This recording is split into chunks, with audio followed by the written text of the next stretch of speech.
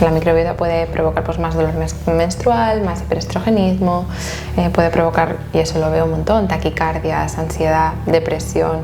Cuando ves a un paciente, ¿puedes separar un SIBO de una hiperpermeabilidad, de una disbiosis? ¿Todo es lo mismo? Lo que creo que no está bien es, si llevas mucho tiempo con síntomas, bueno, voy a probar este suplemento, voy a ver esta dieta, y no la acabo nunca. Entonces, eso genera tanta frustración que dices, bueno, es igual, me quedo con esta tripa así. ¿Se te ocurre algún tipo de patología o lo que sea, o cosa que nos pueda pasar donde la microbiota no esté relacionada, directa o indirectamente?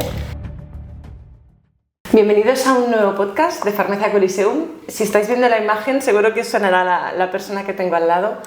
En varios episodios de los que ya hemos grabado y que habéis podido ver, ha habido un elemento en común en muchos de ellos. Si hemos hablado de neurodegeneración, hemos hablado de neuroinflamación, de inmunidad, de embarazo, de intolerancias, de dolor. En casi todos los temas siempre ha habido un factor común y ha sido la microbiota.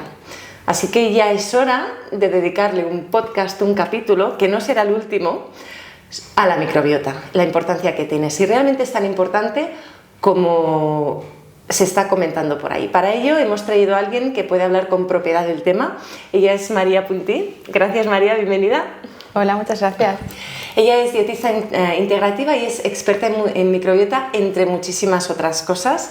Así que vamos a tener un referente para situarnos realmente qué es la microbiota, qué funciones tiene y si realmente se merece la importancia que le estamos dando y que cada vez parece que vaya más. No sé, bueno, antes que nada quiero agradecerte que estés aquí porque sé que tú ahora estás fuera, estás en Bali, has venido por pocos días y hemos tenido el honor de que nos hayas dedicado este poquito tiempo para estar aquí. Gracias. Bueno, todo un placer, además que ya son años colaborando también con Farmacia Coliseum y estoy encantada. Yo y todo mi equipo, así que bueno, de hecho eso escribí yo, digo me apetece, vamos a hacer lo que me propusisteis ahora. Y así que encantada de hablar y más de mi tema favorito, que es la microbiota. No me lo puedo creer. Bueno, antes de empezar con el tema, tú ahora estás viviendo en Bali, tú eres de aquí pero estás viviendo en Bali. ¿Qué tal la experiencia de vivir allí? Pues, o sea, es todo un cambio, ¿no? La verdad que ahora quizás me apetece pasar más tiempo aquí en España y tengo pensado corto plazo volver, pero sí que es cierto que ha sido una experiencia muy brutal de conocer a gente de todas partes, de entender, ¿no?, el campo de la salud ahí pues totalmente diferente, ¿no?, con mucha más importancia a lo que es la salud emocional y aprender prácticas, ¿no?, de meditación, de otras respiraciones. Hay un montón de cosas estimulantes y gente de todas partes y mucha gente emprendedora. Ha sido realmente muy estimulante. Así que bueno, me encanta el caos, ¿no?, de ahí, la cantidad de gente internacional, con más la calma y la familia y los de siempre de aquí, ¿no? Entonces como que voy haciendo mitad hasta que bueno, un día me canse y me quedo en alguno de los dos sitios. Claro, normalmente cuando hablamos de países que están tan lejos, siempre pensamos que es diferencia a nivel de sociedad, cultural y así, pero la visión de la medicina o de la salud también es diferente por lo que estás diciendo. Sí, curiosamente tengo una clínica ahí también que abrimos el año pasado y es curioso porque precisamente el mensaje, ¿no?, un poco que le llega a las personas, aquí todos siempre buscamos, y es lógico, yo también, y mi objetivo era llevar la evidencia científica y pruebas, ¿no?, de calidad a Indonesia, que eso era difícil, ¿no? Y ahí va todo un poco más la espiritualidad, ¿no? El paciente busca más eso, ¿no? Y ya cree en la somatización y en el trauma.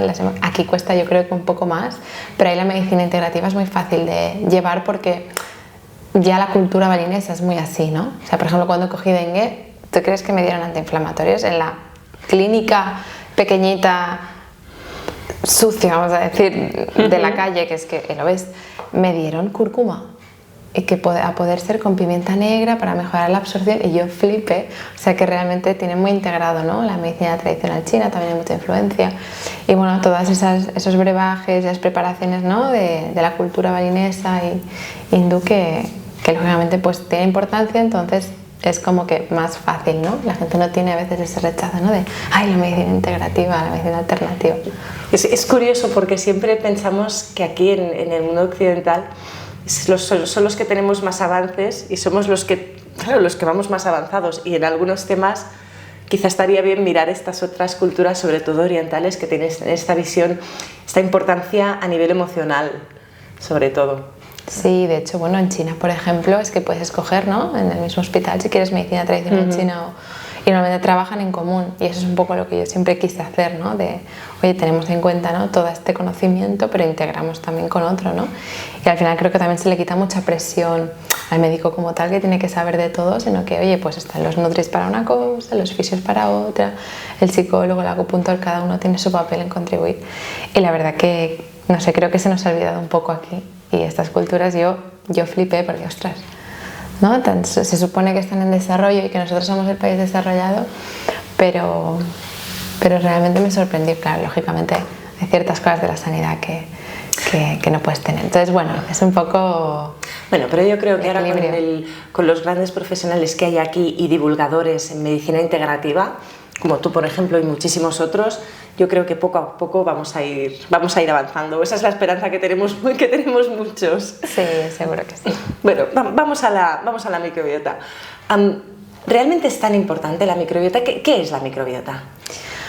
Pues parece que es un término que supuestamente, ¿no?, dicen los medios, que se ha puesto de moda, pero al final es que se acabó secuenciando el genoma humano, o sea, digamos, todo lo que viene siendo por el Human Microbiome Project se conoció y se acabó conociendo cuál era nuestro tipo de microbiota más o menos hacia el 2012. Entonces, claro, desde ahí, desde toda esta investigación que se empezó a hacer, la cantidad de estudios ha subido una barbaridad y este campo ha llamado mucho la atención, ¿no? Y se han empezado a hacer un montón de papers. Entonces, bueno, al final creo que, por supuesto, no es una moda, al final es simplemente algo que se ha descubierto más tarde, ¿no?, de cómo está compuesto este microbioma humano, esa secuenciación. Y desde ahí, pues yo creo que hay veces que, claro, que se han hecho muchos estudios, ¿no?, pérdida de peso y microbiota, o sea, que a veces parece que es la única en el mundo y no, hay muchas otras cosas, ¿no? Pero sí es verdad que la microbiota tiene un montón de funciones que al final, le digo, es como tener Jurassic Park en tu intestino, ¿no? Y manipularlo no es para nada tan fácil, y comprenderlo, ¿no? Porque ahora hablaremos de ello, yo creo, es una relación compleja entre ellas, no es, oye, te doy, ¿no?, una pastilla y lo solucionas, que es más complejo. Pues está formada por trillones de microorganismos, pues entre ellos bacterias, parásitos, hongos, y la gente le da un poco como de asco, pero al final están ahí para ejercer sus funciones, pues te ayudan a digerir, ayudan a, pues liberan ácido láctico y otros compuestos que son antibacterianos, que te protegen frente a infecciones, también extraen vitaminas y minerales, se comunican con el sistema inmunitario y ayudan a tener respuestas, pues digamos, más antiinflamatorias, a evitar intolerancias alimentarias o alergias. Entonces, claro, por supuesto, tener en equilibrio estos bichos es fundamental, pero no es fácil, por supuesto. Y menos, supongo, en la sociedad en que estamos ahora, tanto a nivel de estrés, como a nivel de nutrientes, como a nivel de contaminación ambiental. Yo creo que son los grandes retos que tenéis todos los terapeutas médicos que trabajáis y que queréis, pues eso, que tenéis en cuenta la microbiota, que en el fondo es lo que hay que hacer. ¿Se te ocurre algún tipo de patología o lo que sea, o cosa que nos pueda pasar donde la microbiota no esté relacionada, directa o indirectamente? Porque claro, hablamos de psoriasis, tienes que mirar microbiota. Hablamos sistema digestivo, microbiota. Emociones, microbiota. Inmunidad, microbiota. Entonces, ¿hay algún sistema que esté desconectado totalmente del microbioma? Claro, yo creo que o sea, al final la gente entiende, y lo entiendo, porque al final no todo el mundo puede ser especialista y necesitamos las especialidades para que cada, ¿no?, profesional médico sepa de su área. Pero ¿qué pasa? Que al final, ostras, no sé, una alteración de la microbiota puede provocar problemas también de colesterol o también puede provocar problemas de ansiedad. Entonces, claro, dividir, ¿no?, el cuerpo por sistemas a la hora de estudiar y entenderlo, pues es difícil, porque la microbiota puede provocar, pues, más dolor menstrual, más hiperestrogenismo, puede provocar, y eso lo veo un montón, taquicardias, ansiedad, depresión. O sea, impacta realmente en todas las partes del cuerpo, porque al final es donde absorbemos, y todas estas, digamos, sustancias, metabolitos que producen en su actividad, porque al final son organismos vivos, pues liberan sustancias y que obviamente van a ir al torrente sanguíneo e impactarán a todas esas partes que la sangre llegue, con lo cual es todo el cuerpo. Ojalá, vamos. Entonces, claro, obviamente impacta en cualquier órgano. Claro, digamos que es la gran simbiosis que tenemos. O sea, en el mundo de la naturaleza siempre hemos hablado de simbiosis, de esas relaciones donde tanto el huésped como el hospedador se benefician, pero es que en este caso realmente dependemos de nuestra ya no nuestra salud, sino nuestra vida depende de nuestra microbiota. Sí, incluso han hecho estudios en ratones, que obviamente en humanos no puedes hacerlo, de cargarse toda la microbiota humana, ¿no? Como experimentos, perdón, toda la microbiota del intestino del ratón, y se ha visto como ejercían comportamientos pues, más antisociales, más agresivos, más desconcentración. Entonces, por supuesto que impacta muchísimo. Así que, y sobre todo el abuso de medicación. Es curioso que una de las cosas que le daban a los ratones para cargarse toda su microbiota era, por ejemplo, protectores de estómago. Una de las cosas que dices, yo cuando vi ese estudio dije, ostras, mira, digo, el combo de antibióticos que le dan, le suman además el protector de estómago para causar una disbiosis y estudiar esta disbiosis. Me pareció muy interesante.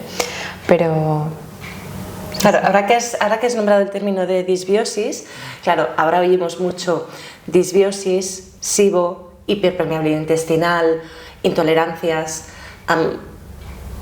¿Pueden separarse estos términos? Tú cuando ves a un paciente, ¿puedes separar un SIBO de una hiperpermeabilidad, de una disbiosis? ¿Todo es lo mismo? Porque la gente también aquí, hay mucha confusión. Claro. Pues, a ver, ¿cómo empezamos?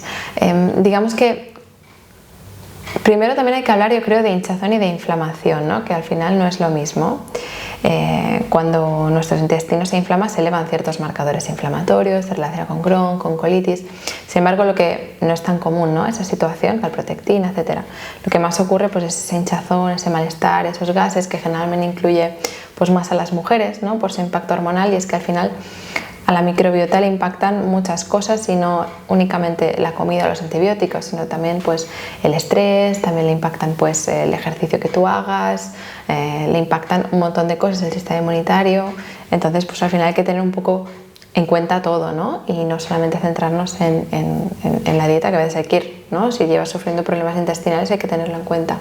Entonces, ¿qué es la hiperpermeabilidad intestinal? Pues al final tenemos unas vellosidades en el intestino que son las encargadas de pues, liberar enzimas y absorber, ¿no? Entonces nuestro intestino se inflama de manera normal porque digamos que ya es un poquito permeable para dejar pasar los alimentos, ¿no? Y nuestro sistema inmune está por debajo de esas microvellosidades controlando que no se cuelen bichos, ¿no? Entonces cierta inflamación es normal que haya, pues porque se activa este sistema inmune para atacar y neutralizar cualquier cosa que entre, si hay un sistema inmune sano, ¿no? Que está trabajando para nosotros. Entonces, ¿qué pasa? Pues normalmente lo que ocurre es que por un mal estilo de vida, por una infección, por una mala dieta, abuso de alcohol, lo que sea, pues esas vellosidades se acaban dañando, y eso, o el consumo de ciertos alimentos como procesados, carnes rojas, ultraprocesadas, alcohol, etcétera, también provoca un ambiente más bien pues, negativo, y se observa que sobrecrecen bacterias que deberían quedar, que tienen que estar ahí, pero crecen demasiado. Entonces eso es una disbiosis. Y puede haber muchos tipos de disbiosis y el SIBO es una, que el SIBO es una condición en la que un grupo de bacterias que pueden producir sulfuro, hidrógeno, metano, sobrecrece más que el resto, y entonces provoca un desequilibrio, lo que llamamos una disbiosis. Pero no solamente puede haber ese tipo de disbiosis, sino que hay veces que, por ejemplo, pues simplemente hay una falta muy grande de bacterias buenas. Eso lo vemos muchísimo en los test, ¿no? Lactobacillus, bifidobacterias, y que al final es una disbiosis, pero lo que no hay un sobrecrecimiento de un grupo, sino que hay una falta muy grande de este grupo, ¿no? ¿Qué cosas pueden provocarlo? Pues abuso de medicación, bueno, de pequeño, pues por ejemplo, nacer por parto por cesárea, pues también hace que tengas un tipo de microbiota con más tendencia a la disbiosis, si has amamantado o no, todo esto no, es posible que sea modificado, pero sí que pues tienes una más tendencia a desarrollar alguna intolerancia, alergia o tener más problemas digestivos. Como podéis ver, es que da muchísimo, da muchísimo de sí. Enrollo demasiado. No, al contrario, es que, a ver, tenemos poco tiempo y nos van a quedar muchísimas cosas y me da mucha rabia, pero es así. A nivel, ya lo has dicho un poquito, pero ¿qué pistas podemos ver que nos hagan pensar que nuestra microbiota no está bien? Pues, por ejemplo, yo creo que lo más común es ese hinchazón, o sea, esa dispepsia, ¿no? Que te suelen decir, tienes dispepsia funcional, simplemente pues que la tipa se te hincha. Otro síntoma súper común es la fatiga, porque al final pues todos estos metabolitos afectan a tus mitocondrias, ¿no? Que son, digamos, me sale en inglés, los centros energéticos de tus células, ¿no? Que producen energía. Y si estamos en un estado de inflamación, de estrés oxidativo, que nos faltan nutrientes, como el hierro, ¿no? En mujeres es súper común un déficit de hierro, pues las mitocondrias pues van más lentas y generan menos cantidad de energía y nos sentimos también fatigados. Entonces, luego otros síntomas digestivos, pues diarrea, no ir al baño todos los días, tener dolor al ir al baño, tener que hacer esfuerzo, todo eso no debería de ser así. Lógicamente hay gente que se obsesiona mucho, ¿no? Y un día a la semana lo tiene y ya, ostras, tengo disbiosis, o sea, es normal. Y yo que vivo en Bali, ya te digo que cuando estás en ambientes que no están súper limpios y tu sistema inmunitario no se ha adaptado, pues es normal que a veces hayan recaídas, que a veces te entre una intoxicación alimentaria, es normal, ¿no? De hecho, ya es bueno que de pequeño pase, ¿no? Que el niño coja cosas del suelo, para entrenar al sistema inmunitario y que se vuelva fuerte. Pero, bueno, realmente, sí, bueno, eso diría. A nivel de nutrientes, hay una cosa que a veces no tenemos en cuenta. Ya sabemos pues, que es un gran factor en el sistema inmune, en el sistema emocional, etc. Pero también es cierto que muchos nutrientes nosotros podemos absorberlos gracias a la acción de la microbiota a nivel de transformación de su metabolismo propio, ¿no? ¿Cuáles son los nutrientes principales que dependen de tener una buena microbiota? Bueno, de ellos, por ejemplo, es la vitamina K, que creo que es la más conocida y que la sintetiza precisamente esta microbiota y que es esencial, por ejemplo, para tener unos buenos huesos fuertes, ¿no? Porque forma parte de la formación de este hueso y también interviene en la coagulación, con lo cual sin microbiota, olvídate de tener vitamina K, no sé que la suplementemos. Muchas vitaminas B, ¿no? Que aunque también las absorbemos, ellas se encargan de extraerlo, por ejemplo, vitamina B12 puede ser una de ellas. También algunas bacterias férricas que también nos ayudan a absorber el hierro. Entonces prácticamente hay un montón de vitaminas y de minerales que son clave, ¿no? Y si hay hiperpermeabilidad intestinal, esa absorción también queda súper afectada y una razón por las que sentimos fatiga también es porque nos faltan nutrientes, ¿no? Por ejemplo, no sé, en consulta los más comunes es el hierro, te digo, déficit de hierro, anemia en un montón de pacientes, el zinc, que también es un micronutriente, además para mí es de los esenciales, que me lo encuentro muy bajito muchas veces. La B12, por ejemplo, si tenemos problemas estomacales o tomamos inhibidores de la bomba de protón, como el omeprazol, etc., también me lo veo en déficit. E incluso te diría que el folato, porque hay mucha gente con problemas de hiperhomocisteinemia, con la homocisteína elevada, con problemas de metilación, que es casi el 40%, ¿no? Que tiene la mutación genética que no metila correctamente. Y si además no absorbes correctamente el folato y la B12, que son claves en ese reciclaje, pues claro, es también un problema, especialmente a nivel cardiovascular. Y en fertilidad, claro, por supuesto. Por supuesto. Claro, es que estamos hablando no solo a nivel digestivo, y a veces es eso, pues a lo mejor aumentamos los nutrientes en la dieta, pero no nos suben esos niveles. Entonces no es que estemos alimentándonos mal, es que la microbiota no está bien para hacer su función. Eso también hay que tenerlo. Sí, es lo que hay una frase que dice, no eres lo que comes, eres lo que absorbes. Y digo, pues total. Exacto. Bueno, y no eres lo que comes tú, sino lo que le das de comer a la microbiota, casi. Sí, también, por supuesto. Y tanto. Aunque es sorprendente porque, ¿no? En los estudios vemos, por ejemplo, que las dietas más adecuadas para la microbiota, ¿no? Y las que muestran más mejoría son aquellas que tienen un alto compuesto en vegetales. Pero me llega a encontrar gente con un alto consumo de vegetales, muy alto, especialmente, ahí en Bali, donde también tenemos consultas, y una microbiota destrozada. Entonces es curioso porque cuando empecé a estudiar esto decía, pero ¿cómo puede ser si en los estudios veo que las dietas con legumbres, con verdura, con fruta muestran una microbiota más saludable? Y luego me encuentro gente que come un montón de verdura y vegetales y fruta y tiene una microbiota destrozada. Y claro, es que al final depende de tantísimos factores, si estás estresada, si estás comiendo alimentos además de inflamatorios, si no haces deporte. O sea, hay un montón de factores que afectan más allá de, bueno, simplemente toma un poco de, ¿no?, de fermentado y ya está. Que la microbiota hay que cuidarla y hay que trabajarla todos los días, hay que alimentarla todos los días. Claro, ¿cómo, al ser tan importante, y ya has hablado un poco, pero cómo mimamos a nuestra microbiota, ya que dependemos tanto de ella? Ya has hablado un poco de alimentación, has hablado también de deporte. ¿Qué relación hay entre la microbiota y el deporte? Pues existen un montón de estudios que confirman la relación entre el deporte, ¿no?, el movimiento, y una buena salud microbiana, en los cuales se observa pues que hacer ejercicio cardiovascular, ejercicio de la fuerza, promueve el crecimiento de bacterias positivas que producen metabolitos, pues como sustancias como el ácido butírico, que ejerce efectos antiinflamatorios en todo el cuerpo, y por supuesto pues también interviene en el rendimiento deportivo, ¿no? Que eso, por ejemplo, en muchos deportistas lo vemos como su rendimiento queda afectado al revés, ¿no?, por una microbiota desbalanceada con proclive a la inflamación. Y, por ejemplo, he tenido pacientes, ¿no?, que hacían ultramaratones, que hacían todo este tipo de ejercicio, que también, si nos pasamos, eso genera mucho estrés oxidativo, ¿no?, y problemas digestivos. Las personas que se hacen ultras de 150 kilómetros, claro, eso es un estrés oxidativo importante y una sobrecarga, ¿no?, intestinal, y que tienen que tener especial cuidado. Entonces, al final, pues bueno, cuando hablamos de deporte no hablo de hacer horas y horas, 5 horas, ¿no?, de carrera, sino pues 3 días a la semana fuerza, un par de días ejercicio de alta intensidad. Con esto ya sería más que suficiente. Es que yo tengo la microbiota, claro, y además cada vez, cuanto más lees, más se amplía. O sea, yo la verdad es que cada vez que leo algo nuevo o en algún congreso o lo que sea, veo como más posibilidades y más cosas que podemos hacer o que la microbiota hace por nosotros. Es que es un mundo, para mí tendría que ser como una carrera como tal, el tema de estudiar bien la microbiota. Lo has dicho al principio también, antes, que la microbiota depende pues, de esto, pues, de si ha sido un parto natural o ha sido un parto por cesárea, amamantar y así. Esta microbiota, lo que sí que se ha visto es que es individual, cada uno tiene la suya.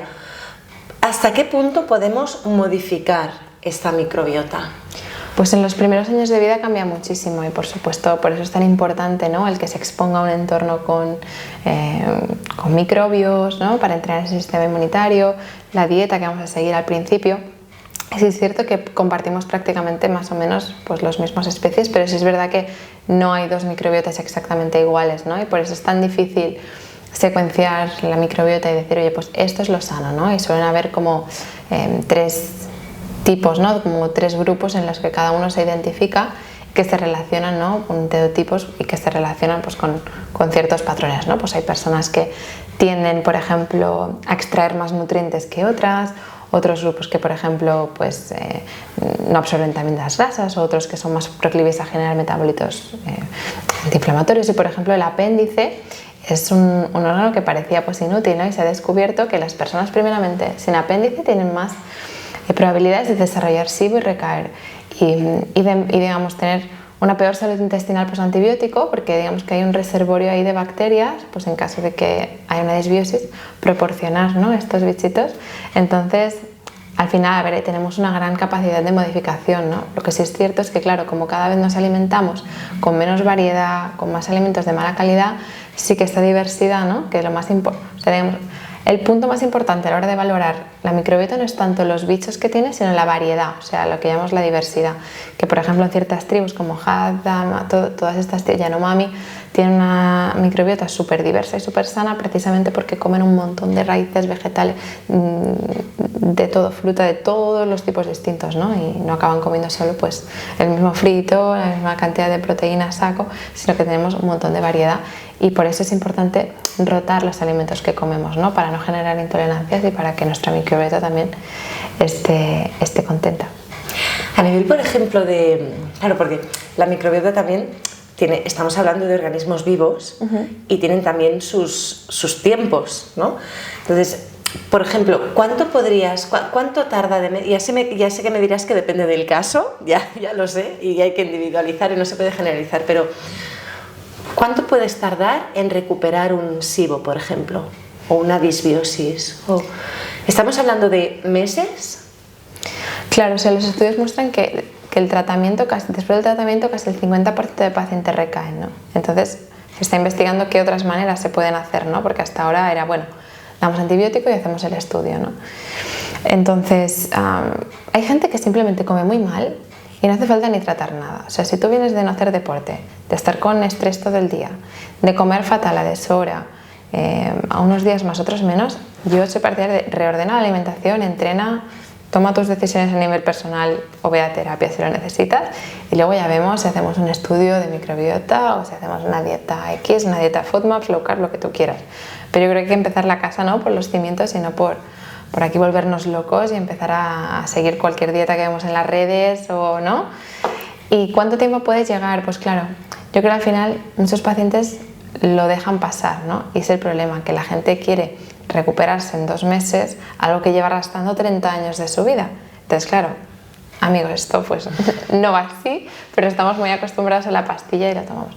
Pues de media, a ver, quizás en curar un SIBO te puedes estar pues un par o 3 de meses, pero hay gente que lleva mucho tiempo ahí arrastrando. Pues hay mucha permeabilidad intestinal, hay mucha hipersensibilidad, hay muchas intolerancias alimentarias que han generado, mala absorción, por ejemplo la fructosa puede tardar tiempo, entonces hay pacientes que están con mucha sintomatología, con histaminosis, pueden tardar más, pueden tardar hasta 1 año o 2 años en sentirse bien, porque además hay factores que no controlamos como terapeutas y que a veces esto frustra un poco, ¿no? También, es decir, lo hacemos todo, pero la persona emocionalmente está fundida, ¿no? Entonces ahí es muy difícil, porque obviamente es un trabajo mutuo, ¿no? Tú haces la parte de alimentación, suplementación, tal, pero la otra persona tiene que también contribuir en la parte emocional, porque al final el cerebro e intestino están conectados, ¿no? Vía nervio vago, metabolitos, sistema inmune, citocinas, entonces es una comunicación constante. Sí que se ha visto que el estrés pues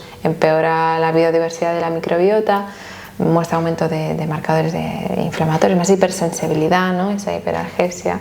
Entonces, pues es un trabajo que lleva más tiempo del que a la gente le gustaría. Pero bueno, haciendo las cosas bien, se puede hacer más rápido, ¿no? Lo que creo que no está bien es si llevas mucho tiempo con síntomas, bueno, voy a probar este suplemento, voy a probar esta dieta y no la acabo nunca. Entonces, eso genera tanta frustración que dices, bueno, es igual, me quedo con esta tripa así.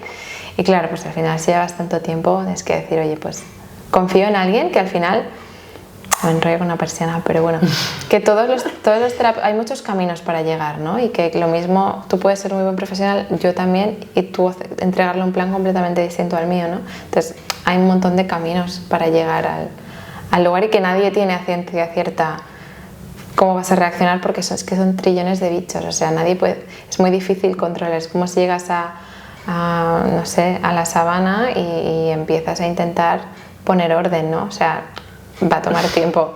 Eso es lo que la gente no entiende a veces. No, y sobre todo es que por eso te he hecho la pregunta, porque aquí yo creo que para recuperar, para mejorar el nivel de microbiota, la paciencia es clave y la constancia. Que recaídas, sí que es normal.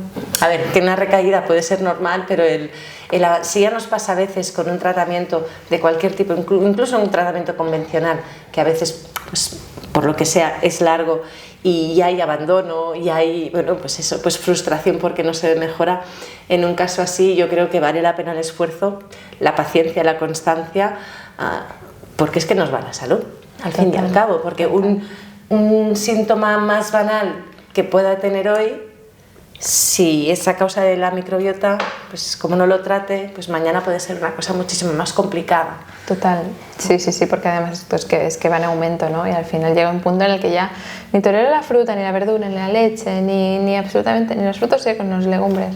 Claro, con los legumbres es el temazo, ¿no? Que es el alimento que más fibra contiene y que más positivo es a nivel de microbiota, pues es lo que peor se tolera cuando estás con mala absorción y con mucha hipersensibilidad por la cantidad de fibra fermentable que lleva, ¿no?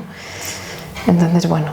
Claro, y a nivel de intolerancias también, y seguro que te lo encuentras en consulta, como van sentando mal los alimentos, se van quitando, entonces vas quitando y a lo mejor te lleva que te diga alguien que tiene una dieta muy poco variada, que también, o sea, porque lo otro no le sienta bien y al ser tan poco variada también le va generando muchísimo más problema a nivel intestinal. Claro, sí, además es como, por ejemplo, te puede sentar más la fruta, pero ves, o sea, la fructosa negativo, pero el sorbitol positivo, ¿no? Entonces, vale, pues bueno, puedo tomar esto. Entonces, para mí es importante, que es lo que intentamos hacer, es ver exactamente qué es lo que te sienta mal. O sea, de la leche, vale, no te sienta mal, pero son las proteínas, es la lactosa, es los añadidos de ese producto lácteo, y no es eso de, no, bueno, me sienta mal la fruta y la quito toda, ¿no? O sea, ¿por qué no? Porque al final el paciente, si no sabe exactamente el por qué y sabe lo que es un transportador, sabe lo que es una enzima, o sea, para mí es súper importante que alguien que esté metido en esto, y muchos pacientes acaban siendo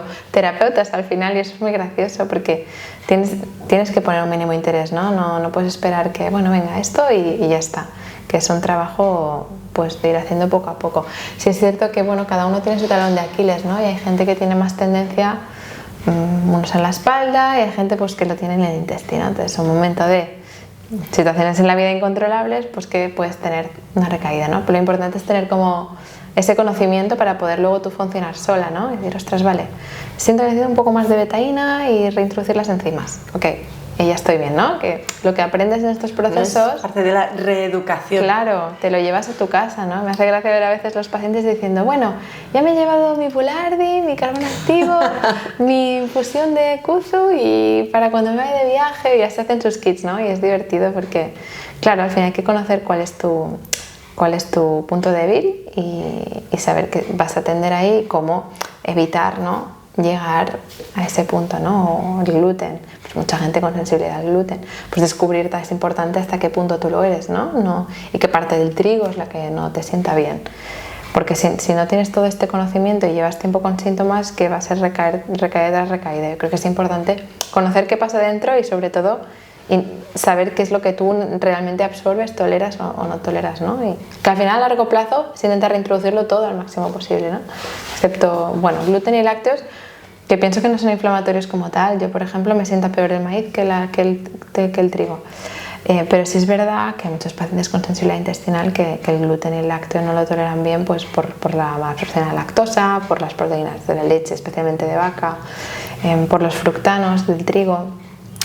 Precisamente ahora te iba a preguntar por el gluten, ¿no? Si tan malo era, porque ahora parece que hay mucha gente, ya no se trata solo de los celíacos o de la intolerancia, parece que el gluten sea malo para todos. ¿Tú qué opinas de este tema?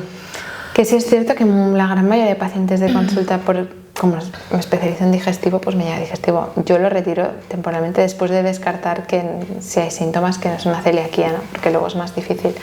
Pero sí que pienso que si tenemos problemas digestivos, en la gran mayoría lo retiro de primeras porque tiene cantidad pues, de inhibidores de la alfa-tripsina, de fructanos, de gluten, que mucha gente con sensibilidad, ¿no? Luego a una reintroducción cuando el paciente ya se encuentra bien y evalúo los síntomas, ¿no? Si hay un empeoramiento o una mejora, ¿no? Lo interesante es encontrar ese punto status quo, ¿no? Ese momento de encontrarte bien, y desde ahí es más fácil encontrar o descubrir que algo te sienta bien o mal, ¿no? Porque cuando estás con todos los síntomas de un pupurri de alimentos es imposible identificar, a no ser una alergia, que es una reacción inmediata, este tipo de intolerancias suele tardar, te cuesta identificar qué es lo que sienta bien o mal, por eso la gente se lo quita todo. Pero bueno, yo personalmente el gluten creo que no es antiinflamatorio, pero es cierto que hay una gran cantidad de personas que no les sienta bien, que no son celíacos y que no les sienta bien, y he tenido pacientes no celíacas que al comer gluten se les pone la lengua llena de llagas y les sale dermatitis. Entonces la gente te dice, no, si no eres celíaco, ¿por qué te quitas el gluten? Bueno, pues está en las guías de la sanidad que existe la sensibilidad al gluten no celíaca, lo que pasa es que no hay un marcador como tal que digas... Es conocerse también uno mismo y observarse también cómo reaccionas cuando comes ciertos alimentos. Claro, pasa que a veces es difícil, ¿eh? O sea, si estás encontrándote mal, claro, normalmente no vas y te comes una tostada, te comes pues una tostada con más cosas. Entonces es muy difícil, si estás encontrando tan mal, realmente identificarlo, ¿no? Es una frustración de mucha gente decir, jolín, digo, hoy he comido lechuga y no me hincha, y mañana pasado, al siguiente día yo como lechuga y sí me hincho. Entonces, como no entiendo nada, qué frustración, qué horror. Eso es el pan de todos los días. Entonces, bueno, yo te diría que si tienes problemas digestivos, sí que soy más personalmente te diría que descartaras si eres celíaco, si tienes sensibilidad al gluten no celíaca, que sí que al menos hiciéramos un consumo reducido hasta encontrarnos mejor, ¿no? Porque al final también lleva parte de fructanos, que son altamente fermentativos. Y de hecho había un estudio, ya me voy a poner friki, que mostraba que a los pacientes con intestino irritable se les daba unos placebo, otros se les daba gluten y otro fructano, ¿vale? Que es como un tipo de fibra. Pues el grupo que tenía empeoramiento de síntomas no era el que tomaba gluten extraído, sino el fructano del trigo. Entonces hay gente que, por ejemplo, dice, ay no, me voy a tomar todo sin gluten y le sigue sentando mal.